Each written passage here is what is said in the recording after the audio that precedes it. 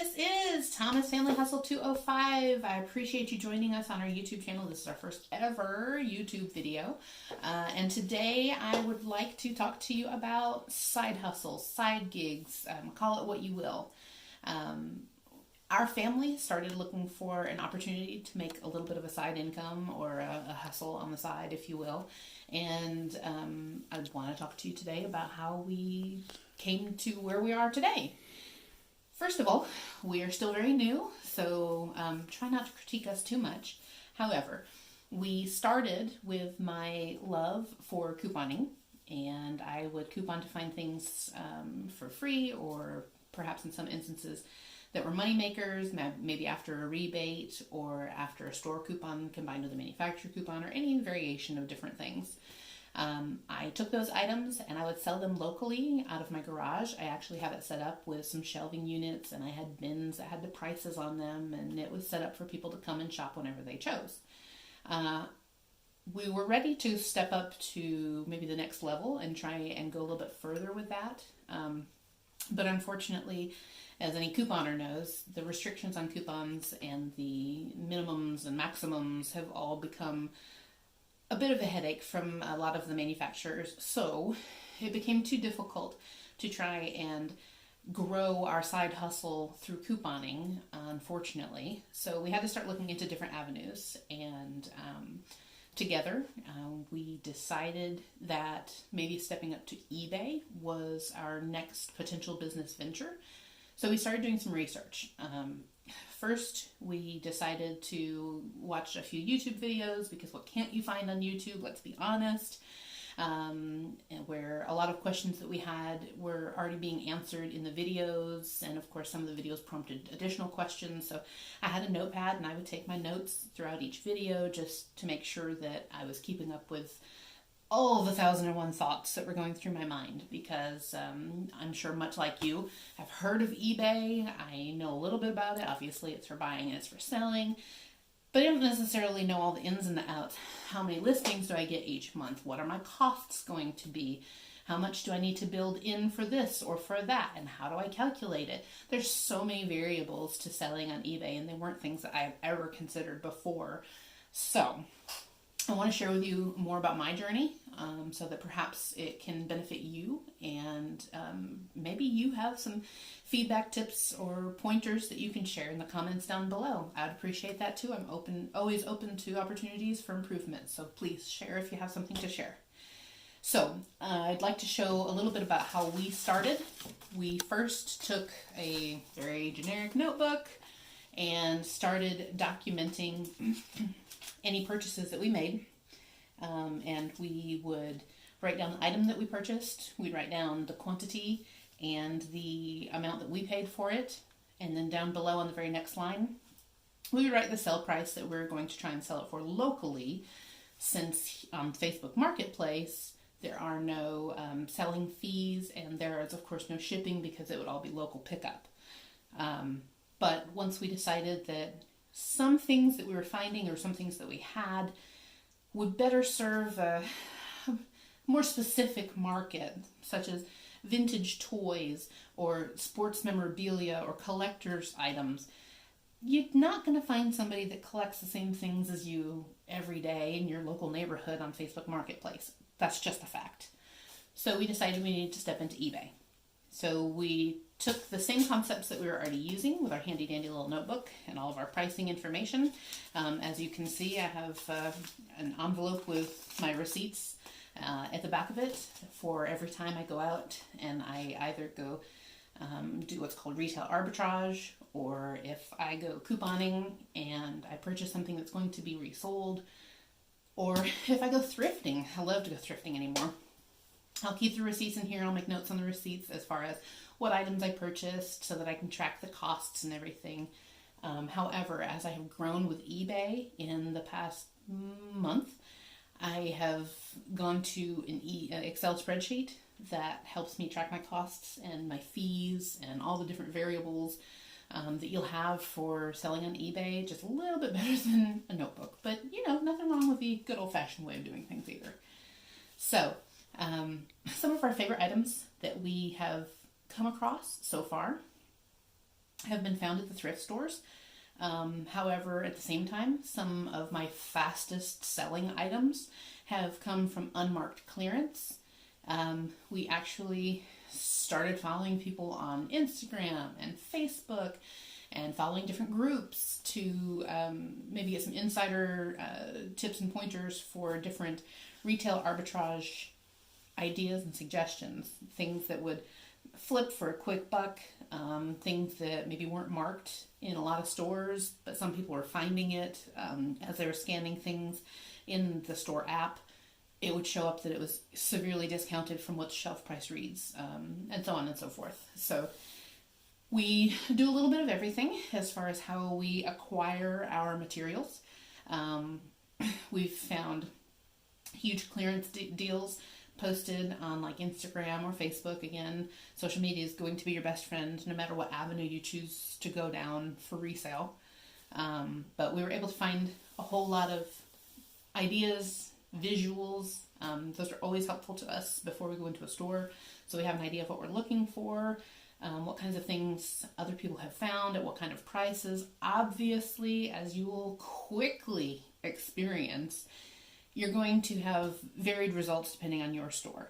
I can go to a store here in town and I can buy, for instance, a clearanced off Gillette razor at $3.25, for instance. And I can drive 20 minutes down the road to the next Walmart, and unfortunately, that same exact razor with the same UPC is the full price, $10 plus. Every store is so different in what you're going to find, but it's kind of like a hunt, and you just have to be ready to play the game. So in addition to the retail arbitrage, or finding things that are on unmarked clearance or deeply discounted but reselling for fair money, we also started thrifting. I was a little worried about it at first. For me, there were too many potential variables, ways to go wrong. For instance, if something was damaged and it didn't catch your eye, or you didn't thoroughly investigate a product well enough before you purchased it. I'm not a gambler. I don't like to lose money. I don't think anybody really does. At least I hope not. So it was a little risky for me personally. But I continue to use social media outlets and watch different videos and find out more about what other people are buying and flipping and thrifting for, and how well they're doing, what's really popular for them, as well as just doing your own legwork, going onto eBay and seeing what other people are selling, what's really popular, what's trending right now, what kind of price points they're at, so on and so forth. Next thing we did is devote a Saturday morning. We just took a couple of hours and we made a list of maybe 4 thrift stores. Again, not something we'd ever really done. We just don't tend to go to thrift stores very much. I'm a clearance shopper.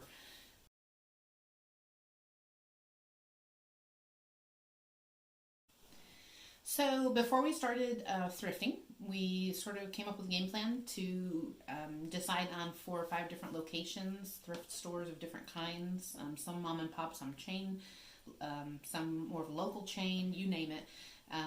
But we came up with 4 or 5 different locations that would make sort of a loop based on where we were going for that Saturday. Now, side note, my children both play travel sports. We travel a lot. We are on the go a lot. So we have to really plan our thrifting or our resale arbitrage or our eBay shopping as a whole around our kids, their schedule, and where we are. So we happened to be out in a different side of town for my daughter's sporting event that day. We decided to start in that town, find a thrift store, check it out, and we were going to make a little loop to come back around to my child and pick her back up again. So our first store we went into, again, we had watched some different eBay videos and we'd seen pictures on social media of different things that were really popular and that people were having really good luck with flipping. So we had an idea of what we were looking for. And one of the things that we found, ironically, while we were out that day, happened to be a 1985, don't quote me, Tomy, I want to say that's Tommy, but again, don't quote me, vintage toy computer. Now this was super cool to me, A, because I was born in 85, and B, because it still worked, hello! It was super cool, guys.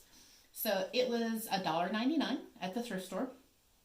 And I was fiddling with it to see if it was functional, because I know that obviously that's a big drawing point to your listing if you're able to confirm that something does still work, whether it's vintage or new.